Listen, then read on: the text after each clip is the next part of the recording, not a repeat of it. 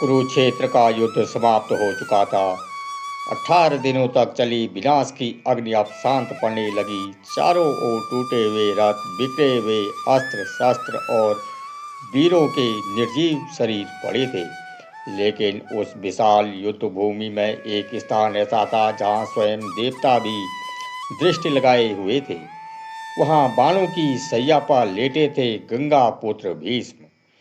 उनके शरीर में असंख्य बाण धसे हुए थे। सूर्य के अस्त होने पर भीष्म ने अपने प्राण त्यागने का निश्चय किया कि तभी वहां भगवान श्री कृष्ण रात के अंधेरे में भीष्म पितामह के पास आते हैं और आकर भीष्म पितामह को प्रणाम करते हैं।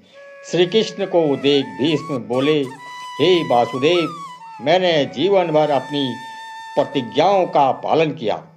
मैंने राज्य के लिए, पिता के लिए, धर्म के लिए अपना सब कुछ अर्पित कर दिया। अब मुझसे क्षण भर भी यह व्याकुलता बर्दाश्त नहीं हो रही है।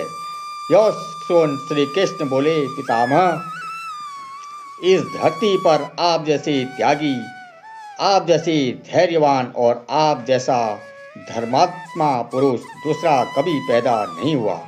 आपने अपना कर्तव्य पूर्ण कर लिया है।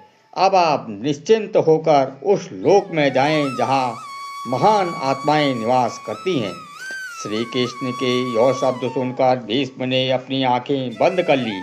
लेकिन तभी अचानक एक विचित्र घटना घटी। गंगा नदी का जल असामान्य रूप से उबलने लगा। उनकी लहरें इतनी ऊंची हो उठी कि मानो स्वयं प्रकृति किसी गहरे दुख से व्याकुल हो उठी हो। देखते ही देखते जल के मध्य से एक दिव्य दृष्टि प्रकट हुई।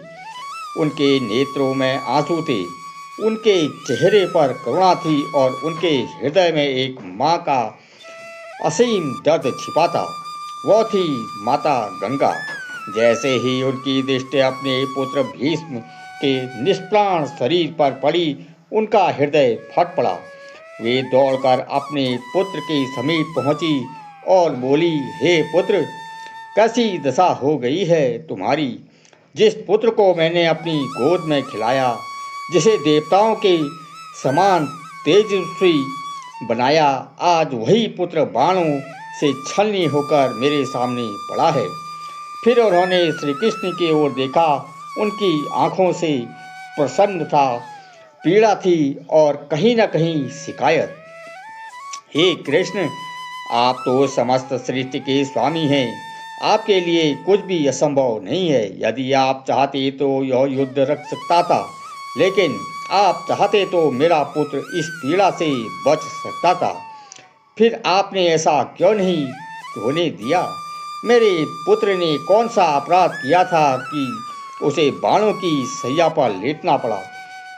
श्री कृष्ण कुछ क्षण मौन रहे और बोले, आपका पुत्र केवल देवव्रत नहीं था, वह एक वसु था जिसे ऋषि वशिष्ठ के श्राप के कारण मनुष्य योनि में जन्म लेना पड़ा।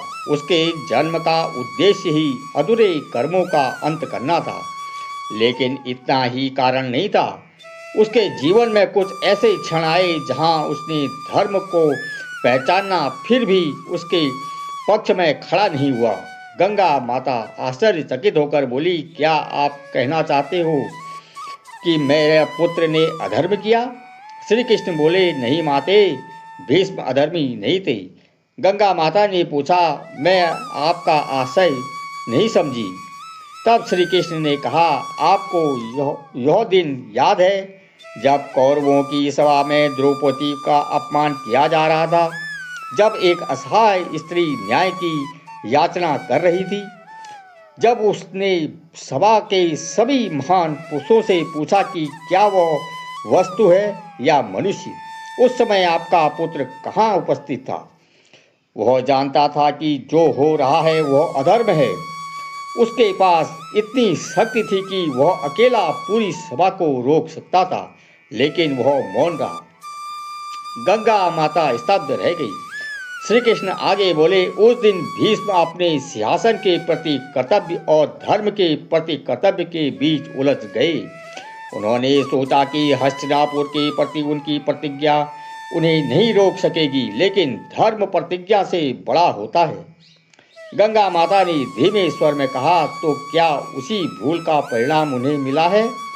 श्री कृष्ण ने उत्तर दिया, माते, यह केवल परिणाम नहीं था, यह एक शिक्षा थी संसार को यह दिखाने के लिए कि चाहे व्यक्ति कितना भी महान क्यों न हो, यदि वह किसी महत्वपूर्ण क्षण में सत्य का साथ नहीं देगा तो उसे अपने कर्मों का फल अवश्य मिलेगा।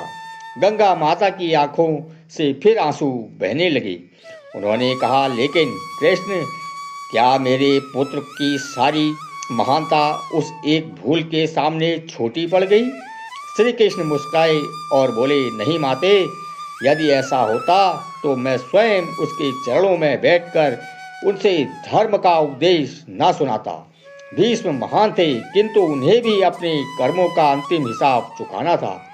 यह सुन माता वहाँ से अदृश्य हो गई।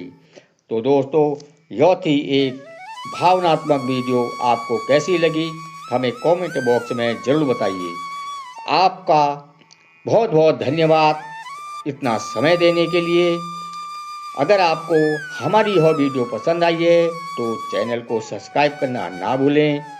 लेते हैं आपसे विदा एक अन्य वीडियो के साथ। तब तक के लिए अपना ख्याल रखिए, स्वस्थ रहिए, मस्त रहिए और जीवन का आनंद लेते रहिए। जय सिया राम, हर हर महादेव।